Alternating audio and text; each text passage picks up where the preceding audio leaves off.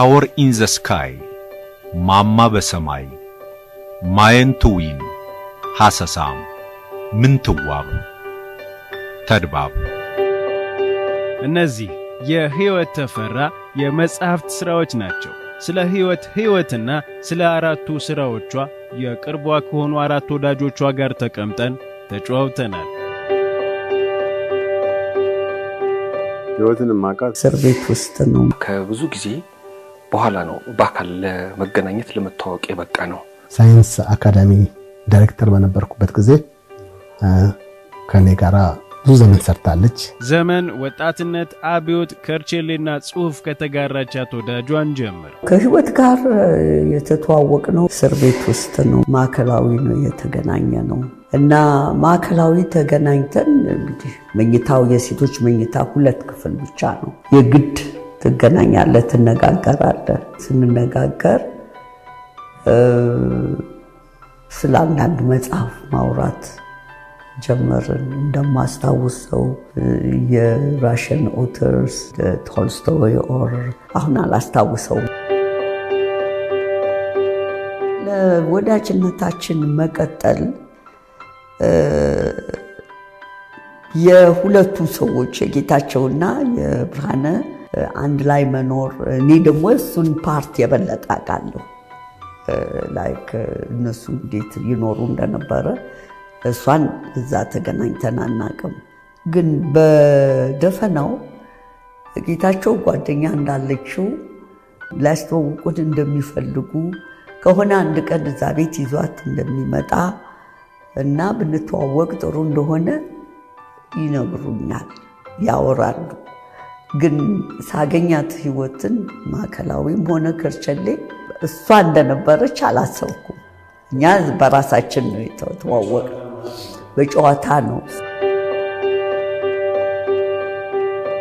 በረቂቅ ደረጃ በጣም የሚገርምህ የካናዳ ሄጄ እሷ ያለችበት እዛ ነው የመጀመሪያውን ረቂቅ ያነበብኩት። ሳልወጣ እዛው ቀኑን በሙሉ ቁጭ ብዬ ነው ማነበው እና ሳነበው እሷ ምናልባት እንትን ነው ወይ ጥሩ ነው ወይ ምናምን የሚል ነው በራስ መተማመኑ ገና ነው። እኔ ግን በጣም ኢምፕሬስድ ሆንኩኝ። በጣም ደስ አለኝ። መታተም አለበት ነው ያልኩት እና እዛ ላይ እንዲህ ፊት ለፊት የሆነ እንትን ቁምሳጥን ሸልፍ ነገር ላይ የጌታቸው ፎቶግራፍ ተሰቅሏል። እንዴት ነው ይሄስ ስላት በቃ እሱን እያየሁ ነው ምጽፈው፣ ስዕሉን እያየሁ ነው ምጽፈው አለች። ከህይወት ጋር የተዋወቅኩት አንድ አሁን የጋራ ጓደኛችን የሆነ ወልደ ልዑል የሚባል ሰው ስለ አብዮቱ መጽሐፍ ጻፈች አንድ እህታችን አለችና የሷ መጽሐፍ ብታይላት እንድታተም ብታግዛት ብሎ ከጻፈልኝ በኋላ ፈቃደኛ መሆኑን ስነግረው የመጽሐፍ የታወር ኢን ዘ ስካይ በኋላ ታወር ኢን ዘ ስካይ የተባለው መጽሐፍ ራይ ልካልኝ እሱን ካነበብኩ በኋላ እሱን ለማሳተም ባረኩት ጥረት ላይ እንግዲህ ሰፊ የጽሁፍ ግንኙነት ነበረን። መጨረሻ ላይም ልክ ሊወጣ አካባቢ ነው እንደወጣ ከካናዳ ወደዚህ መጣ፣ ተዋወቅን።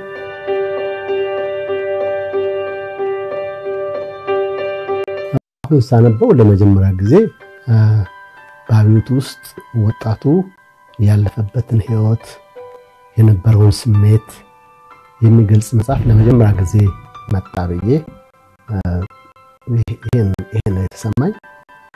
ከዛ በተጨማሪ እጅግ በጣም በተዋበ ቋንቋ የተጻፈ በጣም ጥሩ ድርሰት ሆኖ አገኘሁት። ይሄ መጽሐፍ ታተም ይገባል ብዬ ወስኜ በጊዜው የአዲስ አበባ ዩኒቨርሲቲ ዲሬክተር ነበርኩ። ስለዚህ በደንብ ኤዲት አድርጋ ጨርሳ እንድታስገባ አበረታቻት። ካስገባችሁ በኋላ በአጠር ባለ ጊዜ የመጽሐፉ ግምገማ ተካሂዶ አጭር በሚባል ጊዜ ነው እንደውም መጽሐፉ ታትሞ ለገበያ ወጣው። ማማ በሰማይ ወይ ታወሪንግ ዘ ስካይ ከወጣ ከብዙ ጊዜ በኋላ ነው በአካል ለመገናኘት ለመተዋወቅ የበቃ ነው። ይህም እንድንተዋወቅ ያስቻለን ያጋጣሚ ነገር ሆኖ የኔ መጽሐፍ ነው። በዓሉ ግርማ ህይወቱና ስራዎቹ የሚል መጽሐፍ አውጥቼ ነበር። አነበበችውና ወደደችው። እንደወደደችው ለአንድ ጓደኛዬ ቴክስት ጻፈችለት። እንደዚህ አይነት መጽሐፍ አንብቤ እንደዚህ ብላ እሱ ደግሞ ወደኔ ላከው ያንን መልእክት። ከዛ ምን አለ ባህር ዳር ነው ያለው ሰለሞን ተሾመ ዶክተር ለምን አትተዋወቁም ማለት ታውቋለህ እንዴ መባባል ተጀመረ ማለት ነው።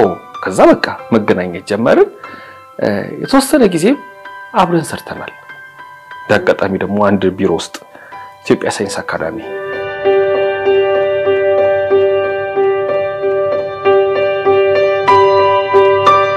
ታወሪንግ ዘ ስካይ በመናነበበት ጊዜ መጀመሪያ አእምሮ ውስጥ የመጣው እዛ ውስጥ ያሉ ሰዎች እንዲታዩ አድርጋ የማቅረብ ብቃቷ ነው። እና ያነበብከው የነበርክበት ይመስላል። ያነበብከው ካሁን አሁን ከመጠቅሳቸው ሰዎች መካከል አንዱ ምትሆኑሉ እስኪመስል ድረስ ታሳምናለች። የዛ የፓርቲው አባል የሁነቱ ተሳታፊ የሆንክ ታስመስላለች።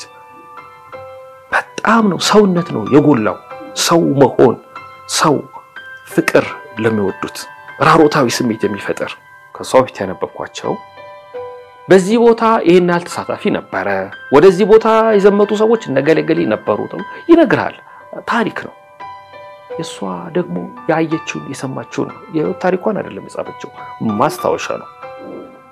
የዛ ፓርቲ አባል ከሆነችበት ጊዜ አንስቶ ጌታቸው ማሩ የተባለውን ሰው ተዋውቃ ከሱ ጋር ያሳለፈችውን የፍቅር ህይወት ጨምራ ከዚያ በኋላ የሌሎችን ህይወት አሳይታ እስር ቤት ውስጥ ደግሞ የነበረውን ነገር ነው የገለጸችው እንጂ የህይወት ታሪኳማ ቢሆን ከልጅነቷ ጀምሮ መጽሐፍ እስከወጣበት ጊዜ ያለውን ዘመን ሁሉ ታካትት ነበር። እሷ ከጻፈች ወዲያ ስለሱ ማውራት አትፈልግም። ብዙን እንትን ተቀባይነት እንዳለው እናውቃለን። ሁለቱም መጽሐፍ ግን እንዲህ ቁጭ ብለን የሚቀጥለውስ ምንድነው? አሁን ይሄ መጽሐፍ ያው ትርጉምን በተመለከተ እንትኑን በተመለከተ እናወራዋለን። ታሪኩንም በተመለከተ ምንም ማሷ ስለ ብርሃነ መስቀልና ስለ ጌታቸው ስናወራ ምንም ነበር አይደለም። ልክ አሁንም እንዳለ አይነት ነው ወሬያችን እና እሱን እናወራለን። ብዙ ዘመን አልፏል አይደለ? ያኔ ቀይ ሽብር ኢህአፓ እንደዚህ እንግዲህ ታወሪንግ ዘ ስካይ አንብበናል። እዛ ውስጥ ያሉ መከራዎች ሐሳቦች አሉ። አንዳንድ ሰዎች እሷን ሲያስቡ አሁንም እዛ ውስጥ እንደምትገኝ በቅያሜ ውስጥ በቁርሾ ውስጥ በከባድ ጥላቻ ውስጥ እንዳለች አድርገው ያስባሉ። ህይወት ተፈራ እዛ ላይ አይደለችም። ለምን ሊሆን ቻለ? ምንድነው ግን የሆነው የሚል ነው። አዎ እነሱ ከማለት እኛ ከማለት እንደዚህ እዛና እዚህ አይደለም። እንደ አጠቃላይ ምንድን ነበር የሆነው? ምንስ መሆን ነበረበት ወደሚለው ነው መታዘነበለው። ብዙ ባታወራው ትመርጣለች ያንን ጊዜ ያንን አሳር ያንን መከራ ግን ተራመደችው አለፈችው። የተዘጋ ፋይል እንደሚባለው ነው። እዛ ውስጥ አይደለችም። ወይ ዘሪቱ ዛልቀረው ብላ እንደበዘፍ ነው ማለት ነው። ዘሪቱ ከበደ ዛልቀረው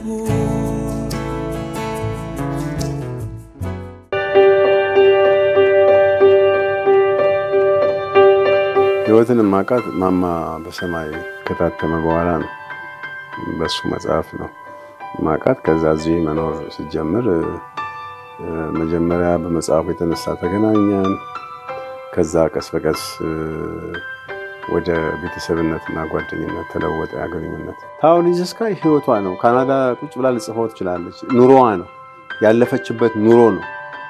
እዚህ መምጣት ጥናት የምታደርገው አይደለም። የሷ ታሪክ ነው። ነገር ግን አየህ ማቹርድ ስለሆነች ብዙ ንባብ ስላላት ስራ ከተሰራ መሰራት ያለበት እንደዚህ ነው። ጥናት መደረግ አለበት። ሄዳ አጥንታ ነው የምጽፈው ወይ አካባቢው ሰዎች አናግራ ነው የምጽፈው። ይሄ ከተሰራ እንደዚህ አይነት ስራ ነው የሚጻፈው። ያለዛ ዝም ብለህ ኢማጂን እያደረክ ወይ ሳትኖረው ወይ ሳትጠናው ልጻፍ ካልክ ብሽቅ ስራ ነው የሚሆነው። በቃ ፋንታሲ ነው የሚሆነው ይታወቃል። ህይወት ከሰራች በተለይ የኢንፎርሜሽን ጋፕ አይኖርም። አሰሳን ስትጽፍ አቃለሁ እንትኗን ይሄ የባህላዊ ትምህርታችን ኢትዮጵያ ምን ያህል ጥልቀት እንዳለው ምን ያህል ሲሪየስ እንደሆነ ብዙ እናወራለን። እሷ ደግሞ በዛ ላይ ሪሰርች ታደርጋለች። እንደውም ብዙ እንትን ካለች በኋላ የእንግሊዘኛውንም ማኑስክሪፕቱን አንብቤያለሁ፣ የአማርኛውም በጣም አንብቤዋለሁ እና በእኔ እንትን በተለይ እዚህ ላለው እሷ የውጭው ሰውም ማወቅ አለበት ስለዚህ ስለ ትምህርት ሂደቱ እና ለማስተዋወቅ የጣረችው እንትን ትልቅ ነው። የባለ ቅኔዎችን ህይወት የቆሎ ተማሪዎችን ህይወት ጽፋለሁ ብላ የነ ተዋናይን ታሪክ በመታጠናበት በመትመረምርበት ጊዜ ምን አዲስ ነገር ይዛ ልትመጣ ትችል ይሆን የሚል ስጋት ያድርብሃል። አንድ ሩቅ ነው ለሷ ሐረር ነው ተወልዳ ያደገችው። ስለዚህ ዙሪያው ያሉ ሰዎች ደግሞ ደጋግሞ የሚተርኩት ታሪክ አይደለም። ቤተሰቧ ውስጥ ያንን ህይወት ያሳለፈ የለም። እዚህ አካባቢ አልሰራችም አልኖረችም። ምንድነው ያደረገችው? በጉዳዩ ላይ የተጻፉ ጥናቶችን መመርመር ጀመረች ማለት ነው። ከዛ በዛ ታሪክ ውስጥ ሰው የተመኘውን ሲሆን ማሳየት ነው። ሰው የልቡን መሻት ይፈጸምለታል ተብሎ እንደሚነገር ማለት ነው። ወይም አንኳኩ ይከፈትላቸዋል እንደሚባል ማለት ነው። መሆን የፈለገውን ተዋናይ መሆን የፈለገውን የባለቅኔነት ደረጃ የተመስጦ ደረጃ ለአሳየችበት። እዛ ውስጥ ያሉ ቅኔዎች እዛ ውስጥ ያሉ ህይወቶች ያሁኑ ሳይሆን ያኔው ያኔ ከአፄ ዮሐንስ በፊት የነበረውን ታሪክ እንዲያትተደርጎ ተሰራ ማለት ነው።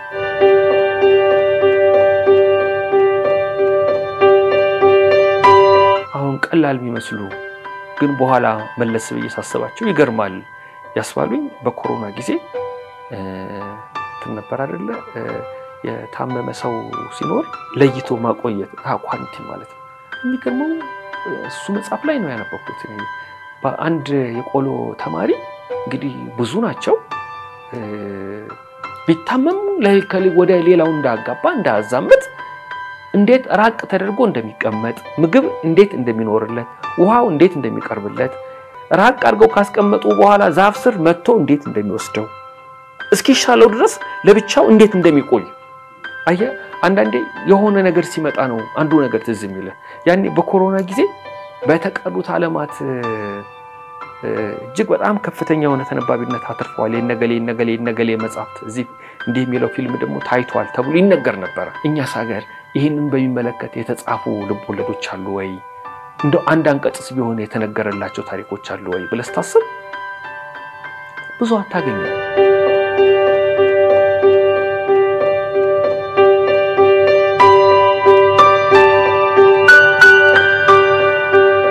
ስለምንትዋብ ከጻፉ ስለሌሎች ነገስታት ከጻፉ በጣም ደስ ብሎኝ ያነበብኩት ልቦለድ ነው። ምንትዋብ አዘ ፐርሰን ታያታለህ፣ ቤተ መንግስቱን ታያዋለህ፣ ኑሮዋን ታያዋለህ፣ ከነገስታቱ ጋር የምታረገውን ከባለሟሎቹ ጋር የምታረገውን ጭውውት ታያዋለህ፣ ከሰዓሊው ጋር ያለውን ታያዋለህ። ፉል ነው፣ ሙሉ ነው።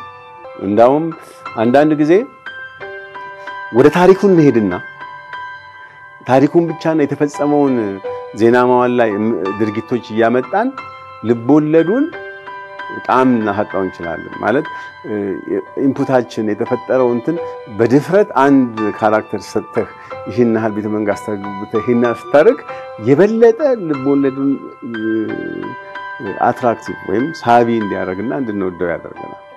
ለራሷ ነፃነት ሰጥታ ነው የጻፈችው። ታሪኩንም አላጎደፈችም አላዘነፈችም እንትኑንም አልሰሰተችም so that makes it equivalent ሆኖ ያገኘሁት ምንትዋብን ስትጽፍ አንደኛ ምንትዋብ ከፍተኛ የታሪክ ንባብ የሚጠይቅ መጽሐፍ ነው እና ብዙ ማንበብ ነበረባትም ማንበባለችም ጎንደርም የተመላለሰች ከምትዋብ ጋር የተያያዙ ነገሮችን ለመረዳት ሰዎችን ለማናገር በቅታለች ግን ከዛ በበለጠ ደግሞ ከፍተኛ የፈጠራ ችሎታ አላት ያው እንደምታውቁት ኢማጂኔሽኗ በጣም ሰፊና ጥልቅ ነውና እንግዲህ ምንትዋብ ከአንድ የባላባት ቤተሰብ ጋር የወጣች ልጅ ናትና የሷን ህይወት የገለጸችበት መንገድ እንዴት ሳታስበው ቤተ መንግስት እንደገባች የሳለችበት መንገድ ያ እንግዲህ በታሪክ የተጻፈም አይደለም የሷ ፈጠራ ነው ከዚሁ ጋር ደግሞ የተለየ ስነ ጥበብን እድገት ለማሳየት አንድ ካራክተር ፈጥራ ከሷ ጋራም ፍቅር የሚመስል ግንኙነት አስቀምጣ ያ ሳለችበት መንገድ ይሄ አንደኛ የሷን ትልቅ የፈጠራ ችሎታ ያሳያል ሁለተኛ ደግሞ በተለይ የስነ ጥበብን እድገት እና ምንነት ለኛም ያስተማረ መጽሐፍ ነው አሁን እዛ ላይ አንድ ሰዓት ላይ አይደለ ተመልከት እዛ ምንትዋብን ያፈቅራት የነበረ ሰው ኋላ ግን ቀስ በቀስ እያደገች ወደ ቤተ መንግስት ትገባ እሱ እዛ ሊያገኛት ያልቻለ ጥላይ የተባለ ገጸ ባህሪ አለ ጥላይ በታሪክ የሚታወቅ ሰው አይደለም መጽሐፉን ያነበቡ ሰዎች ግን ከምንትዋብ በበለጠ ወይንም ባልተናነሰ መንገድ እሱን ይወዱታል የሷ ፈጠራ ነው አየ ስታመጣው ግን እቺ ሴት እኮ ፍቅረኛ ያስፈልጋታል ብላ ብቻ አይደለም ስዕልን ነው ያሳየችበት አየ የነባር የሆነ ያሳሳል ባህል አላት የኛ ቤተክርስቲያን አይደለ ያ አሳሳሉ እንዴት ነው የተሳለው እዛ ላይ እንደተገለጸው መጀመሪያ አንድ ሰው ስዕል ስለቻለ ወይም ተሰጥቷለኝ ስላለ ወይም ደግሞ ቀለም በጥጦ ቀርጾ የመሳል ፍላጎቱ ከፍ ስላለ አይደለም ብድግ ብሎ የሚስለው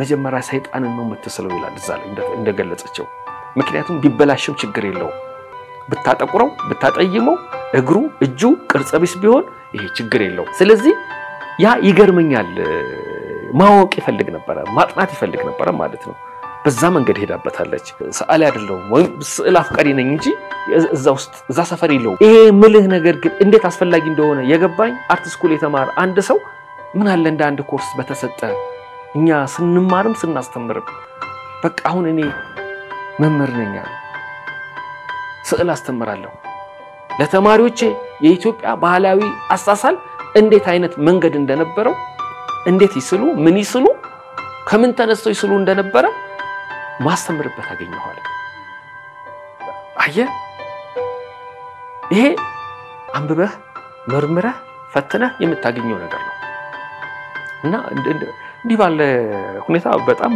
የተለየ ግምት አለኝ ለምንትዋብ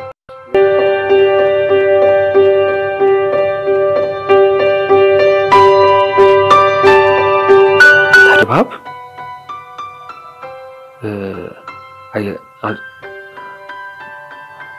ያልጮኸ በለሆሳስ የተዘመረ መዝሙር ነው ለኔ ያልጮኸ ማለት አድዋ ማለት ትችል ነበር ርዕሷን ልቦለዷን ግን አላለችው ተድባብ ነው ከፍታውን ነው ማሳየት የፈለገችው ከፍታው ውስጥም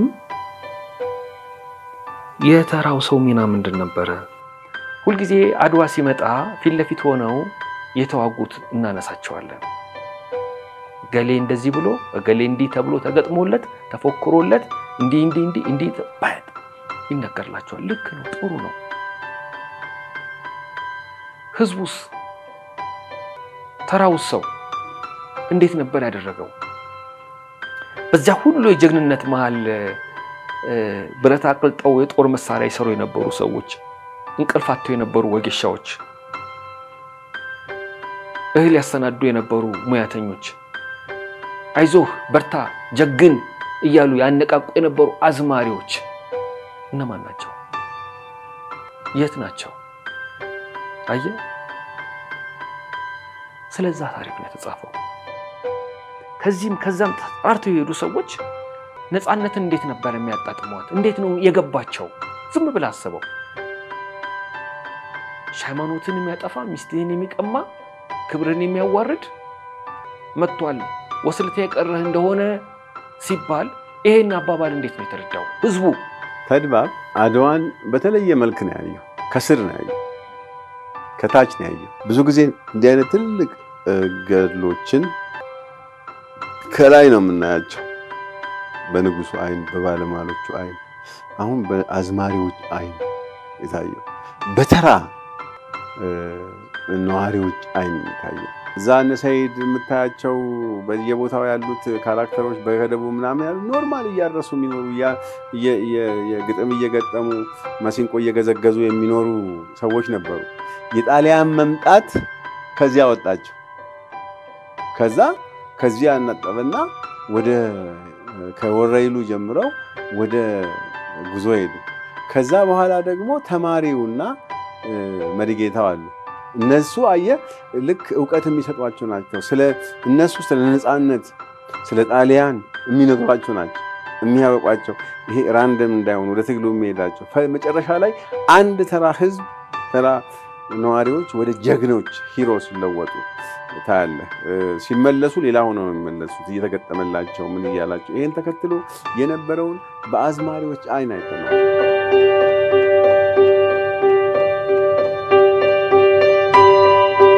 ከስራዎቿ ባሻገር ህይወት እንደ ሰው እንዴት ያለች ሰው ናት ወዳጆቿ መልስ አላቸው ህይወት በጣም ትሁት ናት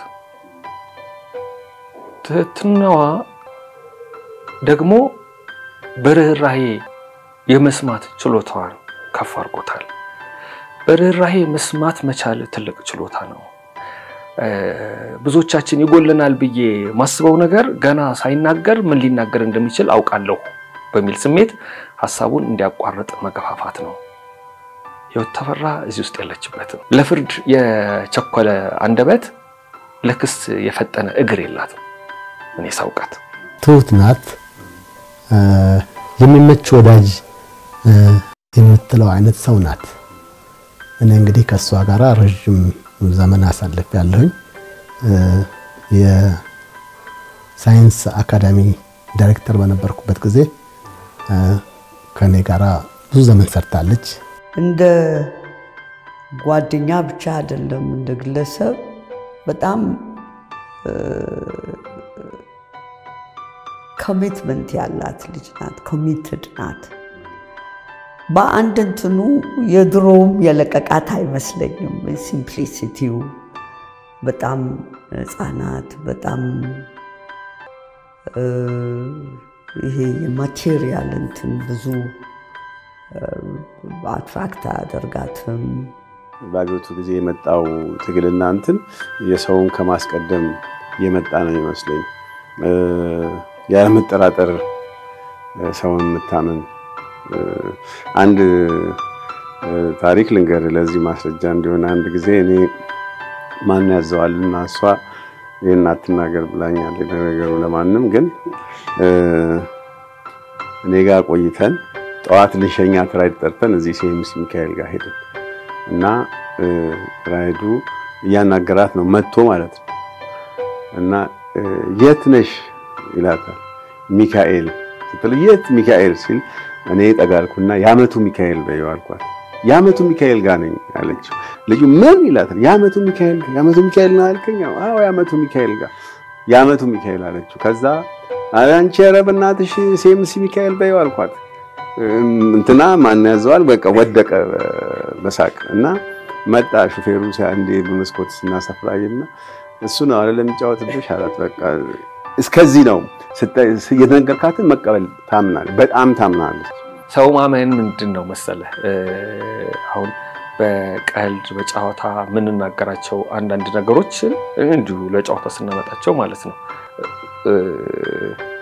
ልክ እንደሆነ የመረዳት ነገር እንደዚህ ትዝ ይለኛል አንድ ቦታ ላይ ስለ ንባብ እየተነገረ ነው የመጨረሻው ወንበር ላይ ነው የተቀመጥነው ተጋብዘን የመጣ ነው እና ተጽፏል የሆነ በባነር ስለ ንባብ ጥቅስ ተጽፏል ስለዚህ ቁመት ከኔ ስለምታጠር የተጻፈውን ነገር ሙሉን የማየት እድል አለኝ ማለት ነው ያነበቡ ያገር መሪ ሆናሉ ያነበቡ እንደዚህ ሆናሉ ያነበቡ ተለወጡ እንደዚህ ልና ከታች ያለው አይታየም ማለት ነው ከዛ እንደዚህ ተንጠራርቶ እንደማይ ሰው ሆኜ ምንም የለም ከስር ከዛ ይባላል እንዴ አልኳት ያነበብኩላት ነበር እንዴት ያላነበቡ ገደል ይግቡ ይባላል መብት እኮ ነው አለማንበብ አለች እንዴ ምን እንሰራለን እንደዚህ ያለ ቦታ ላይ ሌሎች ባለማንበባቸው የሚወቀሱበት ገደል ይግቡ የሚባልበት ቦታኛ ምን ይሄ ነገር ልክ አይደለም ማለት ምን ነገር አለብን አለ አይ ቆይ ነው ልክ አይደለም አሁን አየ በቃ ስህተት መስሏታል ያ ስህተት መታረም አለበት ወዲያው እንጂ ካለቀ በኋላ ከተወጣ በኋላ እንደዚህ ይደረጋል ግን ከማለት ብቻሉ ወዲያው ማረም ይሄ አሁን ማመኗ ነው